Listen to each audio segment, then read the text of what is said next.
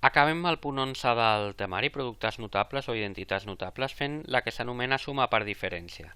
Quin aspecte té suma per diferència? Aquest aspecte d'aquí. Es diu així perquè tenim una suma per una resta, és a dir, suma per diferència.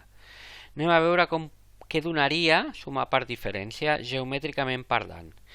Agafem la nostra peça de xocolata i considerarem que la longitud de dues peces de xocolata sigui A i que la longitud d'una peça de xocolata sigui B, de manera que si sumo A més B ens donaria la longitud de les tres peces de xocolata, és a dir, això d'aquí seria A més B.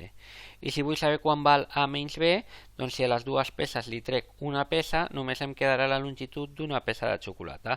Per tant, això d'aquí serà A menys B.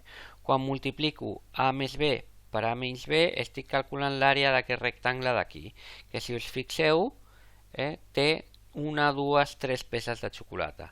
Per tant, en aquest exemple A més B per A menys B ens donaria l'àrea d'aquest rectangle d'aquí que conté tres peces de xocolata. Anem a intentar arribar a aquesta situació d'una altra manera. Partirem d'aquestes quatre peces de xocolata i havíem dit que la longitud d'aquest costat d'aquí era A.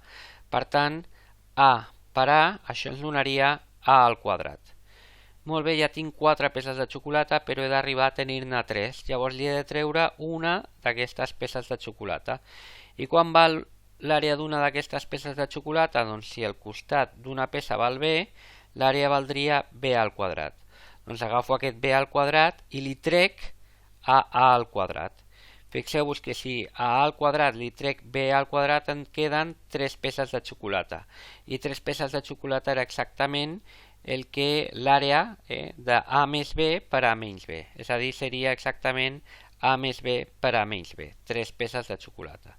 Per tant, arribem a la conclusió de que A més B per A menys B seria el mateix que A al quadrat menys B al quadrat.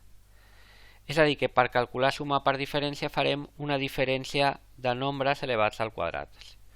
D'acord? Una diferència de quadrats. Ens quedem amb aquesta idea, suma per diferència és diferència de quadrats, és a dir, que per calcular una suma per diferència haurem de fer el quadrat del primer menys el quadrat del segon. Anem a aplicar-ho a aquesta expressió d'aquí, 2x menys 3 per 2x més 3, faríem el quadrat del primer, és a dir, 2x al quadrat, menys el quadrat del segon, que atenció, el segon és 3, no menys 3. El primer és 2x i el segon és 3. Per tant, el quadrat del primer, 2x al quadrat, menys el quadrat del segon, que és 3 al quadrat. I ara desenvolupem, 2 al quadrat val 4, i x al quadrat quedaria x al quadrat, aquí ho tenim, 4x al quadrat en total, i 3 al quadrat, que serien 9. Per tant, l'expressió ens quedaria 4x al quadrat menys 9. Molt bé, anem a posar un segon exemple de càlcul. Farem menys 2x al quadrat elevat al quadrat i menys 4x elevat al quadrat. El quadrat del primer, menys 2x al quadrat elevat al quadrat, menys el quadrat del segon, 4x elevat al quadrat. I ara, com abans, desenvolupem el càlcul. Menys 2 elevat al quadrat donaria 4, i x al quadrat donaria x a la quarta, aquí ho teniu, 4x a la quarta, i aquí 4 al quadrat, que donaria 16, i x elevat al quadrat ens quedaria x al quadrat. Amb el mig del mig quedaria 4x a la quarta menys 16x al quadrat. Doncs fins aquí suma per diferència, fins aquí els productes notables. Aneu en compte, recordeu que A més B al quadrat és A al quadrat més 2AB més B al quadrat, que per calcular A menys B tot elevat al quadrat hauríem de fer A al quadrat menys 2AB més B al quadrat, i que per calcular A més B per A menys B farem A al quadrat menys B al quadrat. Espero que us hagi agradat i ja ens veiem al proper tema.